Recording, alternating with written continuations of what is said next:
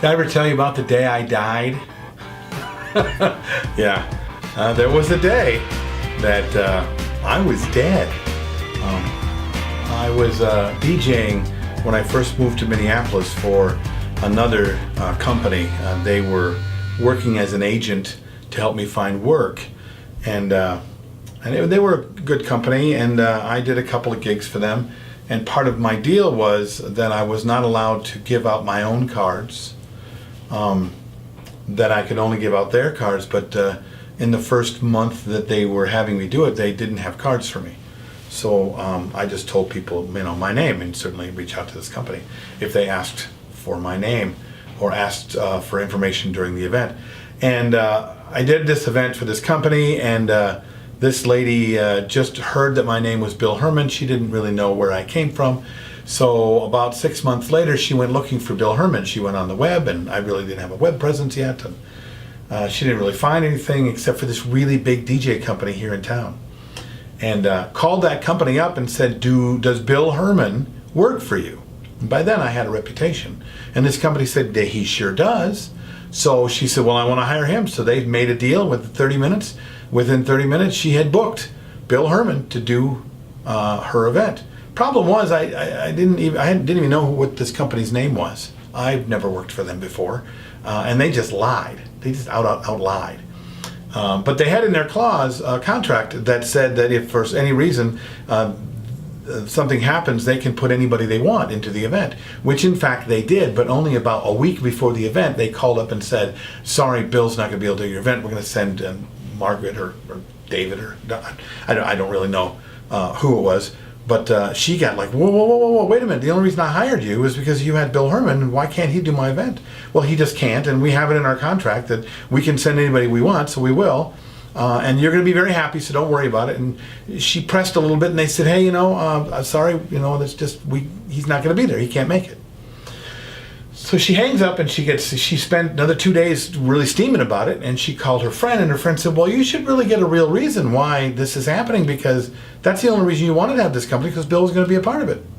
So she called back, and she pressed and she pressed and she pressed until she got the owner on the phone, and the owner said he can't do it because he's dead. Yeah, he died in a horrible car accident, so he will not be there. We will send someone else. And she knew the people that I had done the wedding for. And even though I'd done it for another company, I'd become friends with these people.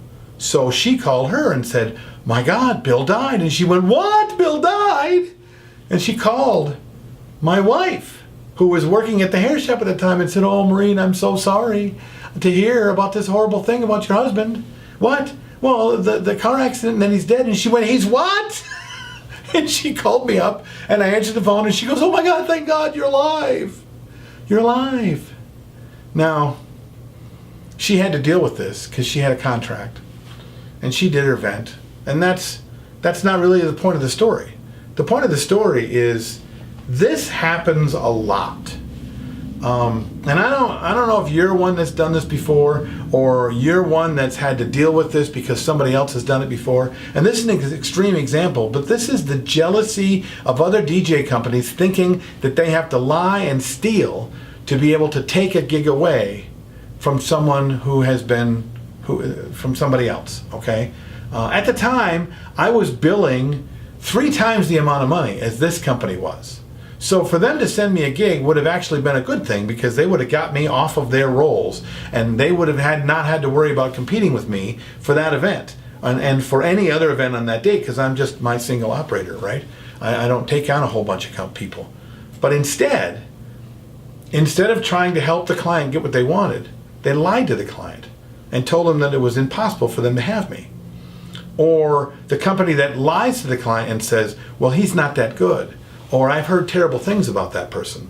Or that person charges way too much money. You shouldn't spend any time on it. So as much as we talk about how we don't speak ill of each other, you know what happens. It happens all the time. So what I'm going to challenge you to do is, if you've ever done that, be the guy who stops doing it now. Be the guy that the client calls and you give them exactly what they want, as opposed to lying to be able to get them over on your rolls.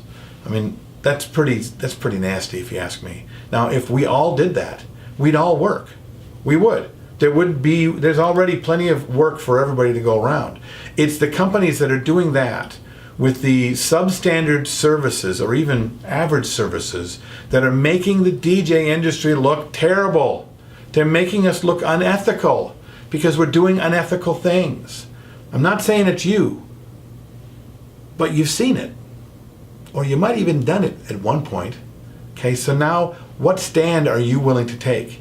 Are you willing to stand in, I will ethically help people have an amazing day, regardless of whether or not I get to work or not? This is just a thing I'd like you to think about. And I'd like to know what you think about it as well. Write about it in the comments. Send me a note if you want to. Reach out to me on Facebook. I'm really easy. I friend with pretty much everybody.